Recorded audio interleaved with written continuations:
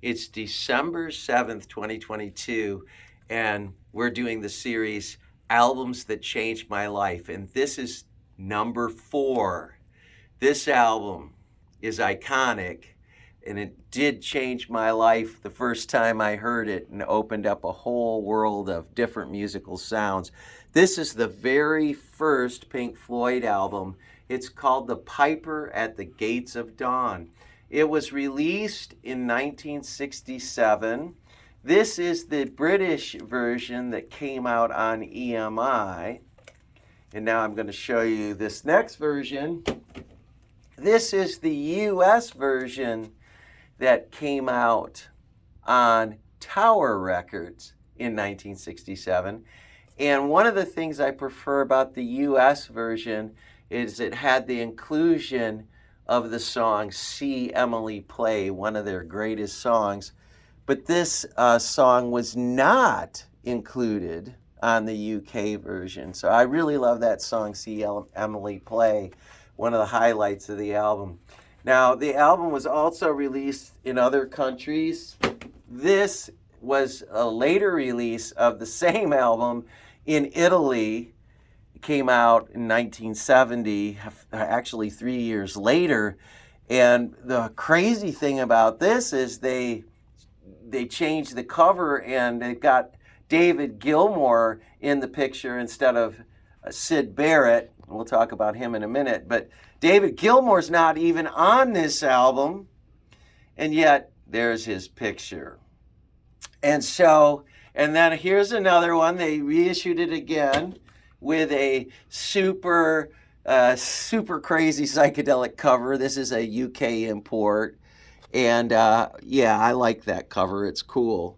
But now I'm going to go back and grab the original cover again.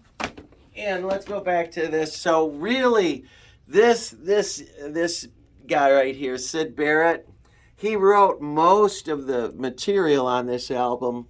And of course, he had some mental problems later and defected from the band. But in some ways, this is my favorite Pink Floyd album, and I'd like to talk about why. It was recorded in the summer of '67 in an Abbey Road studio. So again, the sound's going to be awesome. And of course, while this album was being recorded at the same time in the other studios, Studio A, B, and C, you had the Beatles recording Sgt. Pepper in Studio A. And you also had the Pretty Things recording. So here are 3 iconic albums all recorded in the summer of '67. So what makes this album so unique and what kind of impact does it have? Because it's psychedelic rock music, but it's not at all like the US psychedelic rock. When you look at the West Coast movement of psychedelic rock in the 60s, a lot of that was really long acid jam songs, sometimes mindless noodling and people just stoned out playing crazy stuff. This album's not like that at all. These are crafted tunes, and everything is meticulously put together.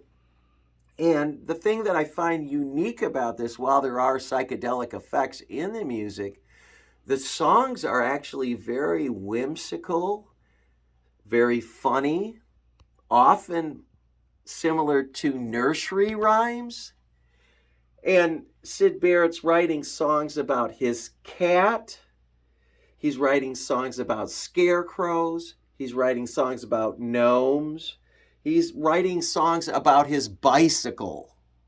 In fact, he ends with a really wacky song called Bike. And he talks about his bicycle. And then he talks about a little mouse that lives in a house.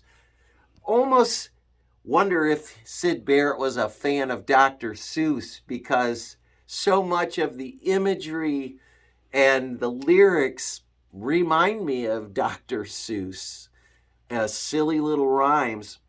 And the reason I love this, I was pretty young when this came out, is it definitely brought out my inner child.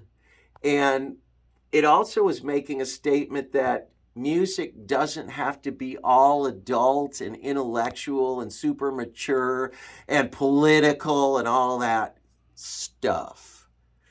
Because music can just be an adventure into imaginary lands. And obviously, Syd Barrett had an incredible imagination, which comes through in the music. And so I just love this album, and I still listen to it this day. This might be the Pink Floyd album that I revisit the most, although I love almost all the Pink Floyd albums, especially the 60s and 70s ones are my favorite. But this is where it all began. And yes, I think it's good to be having fun as a songwriter and not take yourself too seriously. We'll see you next time.